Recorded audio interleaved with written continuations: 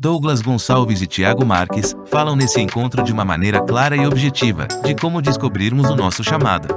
Ouça até o final. Deus te abençoe. E hoje nós vamos falar de descobrindo o seu chamado, né? Não? Isso. Cara, deixa eu te fazer uma promessa aqui. Promessa. Você vai sair desse tempo com a gente sabendo qual é o seu chamado. Cara, que tema importante é esse, né? Você repara que nem eu coloquei no Instagram e coloquei no Stories, né? Falando para eles, cara, quais são as dúvidas sobre esse tema e como a galera responde e interage em relação a isso, né? Sim, a gente recebeu centenas de dúvidas. É até difícil da gente selecionar o que fazer, o que responder. A gente procurou pegar as mais repetidas, né? As que teve maior interesse do público, mas como é importante a gente tocar em assuntos que estão queimando no coração das pessoas, né? Elas precisam dessas informações para continuar a jornada, a caminhada, desse entendimento, de clarear os próximos passos, né, Douglas? Não, sem dúvida nenhuma. E sem isso, sem ter essa clareza, a gente não vive de forma intencional, né?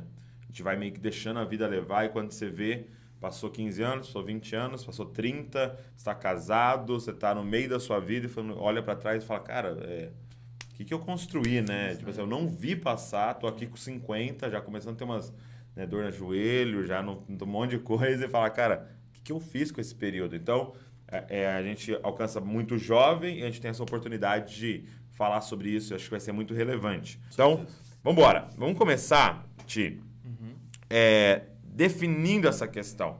Por que a gente foi tão ousado em dizer para vocês, todo mundo vai sair daqui sabendo qual é o seu chamado?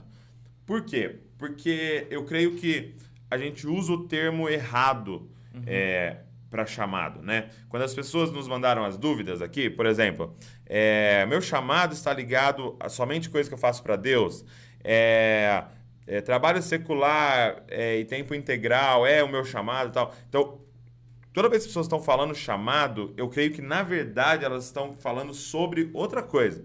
Sobre vocação e propósito. Ok? A maioria das vezes que alguém fala para você, cara, sobre o meu chamado, na verdade, ela está falando sobre a vocação dela. Ela está falando sobre o que ela faz, ok? Agora, o que é chamado? E eu queria dar essa definição para vocês, se você guardasse isso. Seu chamado é para você voltar a quem você é. Então, guarda isso, voltar. Por que voltar, Ti? Voltar, porque se você procurar na Bíblia a primeira menção de chamado, a primeira vez que essa palavra aparece, né, de que alguém foi chamado para alguma coisa, foi quando Deus vai visitar Adão no jardim logo após a queda e ele tá fora do lugar, ele tá escondido, ele não tá num ponto de encontro com Deus. E Deus precisa chamar ele, né? Adão, onde você tá? Sim. Então, o chamado a gente entende que é quando nós estamos fora da onde Deus gostaria, fora do lugar onde deveríamos estar para nos encontrar com Deus. Exato. E entende que Adão não estava fazendo o que ele deveria fazer. Ele não estava sendo quem ele deveria ser. Entendeu? Ele estava com um comportamento que estava fora da identidade que Deus deu para ele. Então, Deus chama ele de volta ao plano original. Agora, qual é o plano original? Qual é o seu chamado? Então, o que eu quero definir com vocês? Chamado é um só. Eu tenho o mesmo chamado que o Tiago, que tem o mesmo chamado que a Val, que tem o mesmo chamado que a Thaís, que é esposa do Tiago, que tem o mesmo chamado que o Eric, o Wesley, que está aqui, e o mesmo chamado seu. Nós todos fomos chamados para uma coisa, para sermos sacerdotes do Deus Altíssimo. Perfeito. Cara, Adão, Eva, o homem, eles eram sacerdotes de Deus. Eles eram sacerdotes dentro do jardim. Você repara quando eles saem, os filhos são chamados ao sacerdócio. Então, por isso você vê Caim e Abel sacrificando. E você vai ver que todo o chamado de Deus era para sacerdotes. E eu gosto muito de Êxodo 19, onde Deus faz uma aliança com o povo. E ele diz, vocês serão um reino de sacerdotes. O que ele está dizendo? Os cidadãos do meu reino, todos são sacerdotes. Por que a gente está começando por isso, gente? Porque a gente pode cair num grande problema aqui hoje. Sabe, por muito tempo a gente lutou contra a teologia da prosperidade. E agora a gente está lutando contra a teologia do propósito.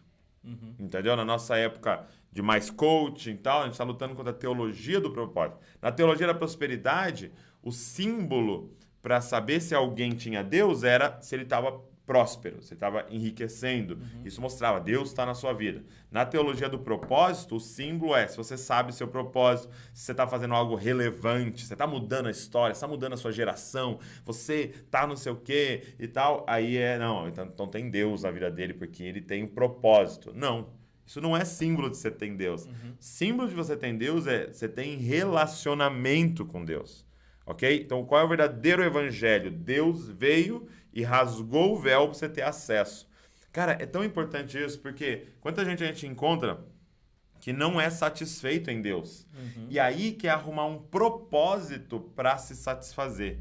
E quer se satisfazer no que faz. Qual que é o perigo disso? De alguém que se satisfaz, quer se satisfazer naquilo que faz.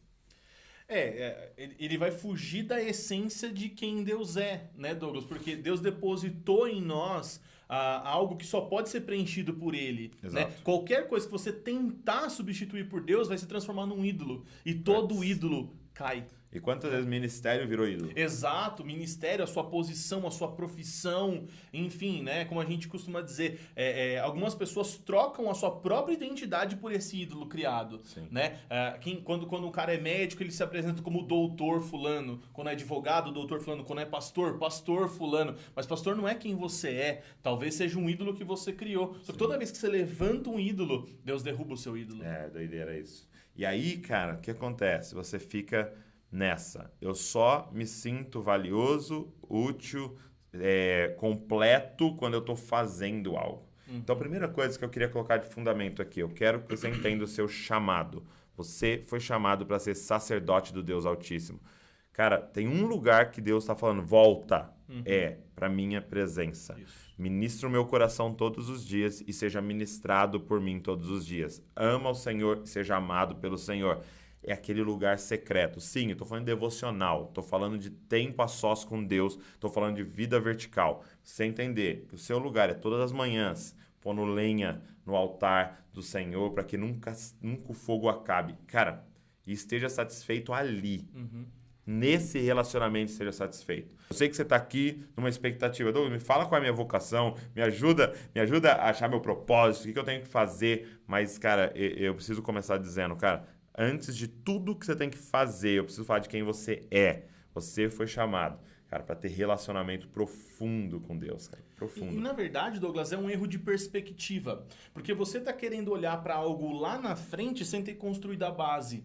E lá no seu quartinho, lá no seu devocional, no seu tempo com Deus, no sacerdócio, que é isso que nós estamos falando aqui, é quando você vai estabelecer quem você é para poder construir aquilo que você vai fazer, aquilo que você vai se tornar em Deus. Né? Então, tipo assim, olhando para Deus nesse momento, você vai ter as maiores respostas. Talvez seja contra-intuitivo, talvez você queira um profeta te falando algo, talvez você queira que a gente aqui fale algo, a gente faz alguns exercícios falando sobre propósito e tal, mas cara, a base de tudo, por onde começar para descobrir o meu chamado é ouvir Deus te chamando para aquele lugar. Exato, né? exato. Começa por aí. E a gente fala muito sobre clareando passo a passo, sobre poder enxergar algo lá na frente. Eu acho que a primeira maneira de você acender uma luz na sua vida para enxergar seus próximos passos é no... Já te adianto que propósito, vocação, tá ligado a dar, tá ligado a se sacrificar por algo. Agora, como eu dou o que eu não tenho? Exato. Então, cara, é sair do quartinho cheio, lotado de Deus, presença, de amor, e aí eu tenho o que dar, ok? Agora, se você vai tentar dar, se sacrificar sem ter se alimentado do sacrifício de Jesus, cara, você morre na missão. E quantas pessoas Morre a gente na não vocação. viu, né, Douglas? A gente trabalhou junto, né? Eu com adolescentes, o Douglas com jovem, durante muitos anos aí, ao longo dos últimos 10 anos a gente tem feito isso. Sim. Né? E como a gente vê pessoas que de repente tem aquele momento de uau, de encontrar Jesus e tal, e quer sair loucamente fazendo umas coisas, e quantas delas não ficaram pelo caminho, quantas a gente não teve que ir buscar e trazer de volta, porque não estabeleceram as bases. Exato. Né? E ficaram vazias. Né? Exato, não tem Porque como. é como, tipo assim, se eu quiser usar meu celular e falar assim, não vou recarregar não. Não vou recarregar não. Eu vou usar e vai acabar. Entendeu? E vai chegar uma hora que ela não funciona mais. E quantas pessoas estão, eu tô frustrado com o ministério, eu tô frustrado com não sei o quê. Por quê?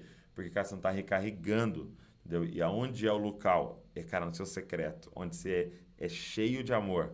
E aí você sai para o id, né? Então, vinde a mim, você que está cansado, vinde após mim, anda comigo, e depois eu vou te apontar para a sua missão.